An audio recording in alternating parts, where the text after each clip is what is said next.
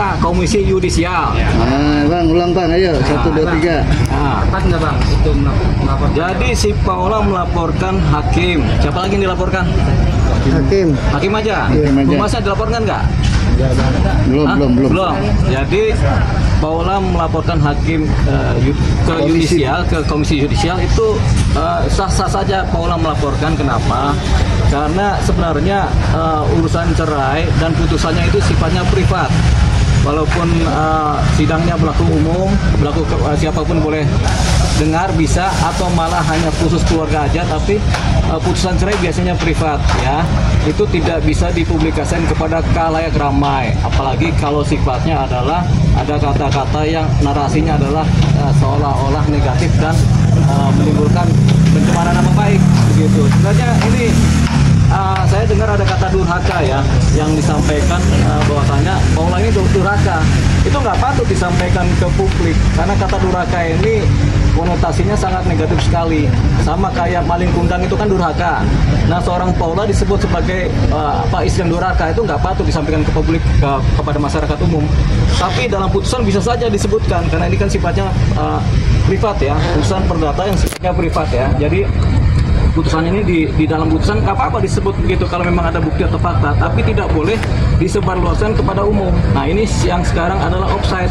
Offside-nya apa? Karena ini putusan kemudian tersebar isinya seolah-olah si Paula ini memang durhaka, padahal nggak begitu juga kan. Kita belum tahu karena putusan ini kan belum dikerah juga, baru putus di tingkat pertama, kemudian ada banding dan mungkin ada kasasi sehingga belum inkrah. Jadi belum bisa kemudian si Paula disebut yang seperti itu. Pun kalau putusannya sudah inkrah di tingkat kasasi, itu juga nggak bisa disampaikan kepada umum, begitu. Makanya ini disebut sebagai offset. Sebenarnya kita tidak tahu siapa yang menyampaikan ini kepada publik sehingga ini tersebar, begitu. Jadi belum pernah juga kita mendengar ada putusan dengan kata-kata durhaka dalam bahasa Indonesia, belum pernah, begitu.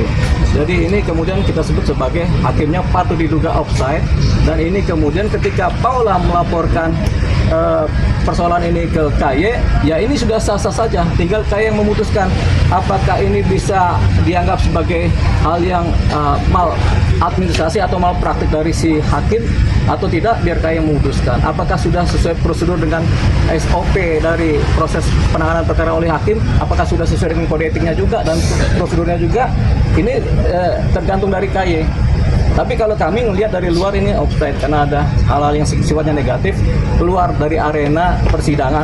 Nah, apalagi persidangan ini sebenarnya walaupun putus di tingkat pertama, tapi secara inkrah belum karena ada banding dan ada kasasi.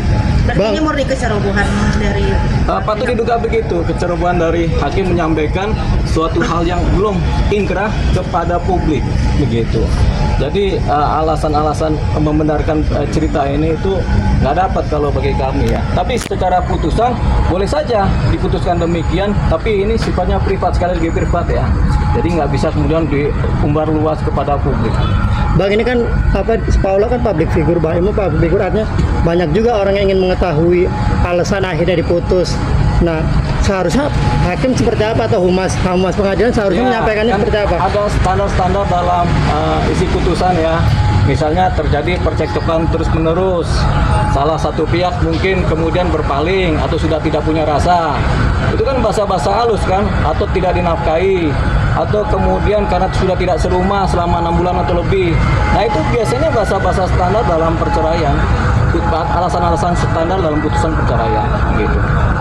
Nah, ini juga baru bisa disampaikan secara patut kepada publik ketika sudah inkrah. Persoalannya kan salah satu pihak mengajukan banding. Ketika salah satu pihak mengajukan banding kan berarti belum inkrah. Nah, dalam posisi ini makanya tidak patut suatu putusan dan belum inkrah kemudian disebarluaskan sebagai suatu putusan yang kemudian semua orang harus tahu, dan kemudian isinya juga ada kata-kata yang memang negatif, pretensi negatif. Ini dampaknya bukan pada si Paula saja, tapi pandangan publik kepada Paula dan juga anak. Ini anak kan nggak ngerti apa-apa. Tahu-tahu dibilang ibunya durhaka. Nanti kalau anak berpandangan ini seperti maling kundang bagaimana? Nah, itu tadi yang makanya kita bilang hakim tampaknya offside dalam hal ini.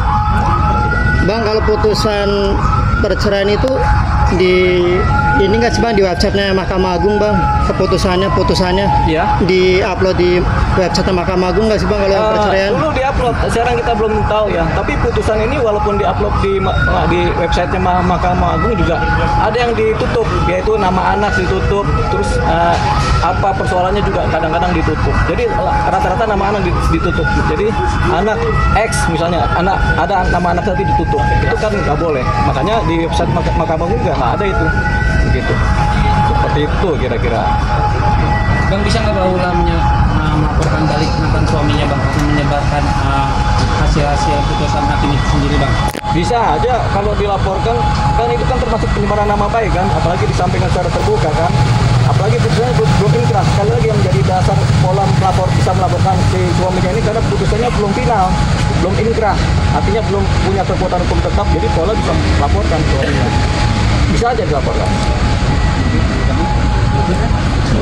Oke. Yang kedua.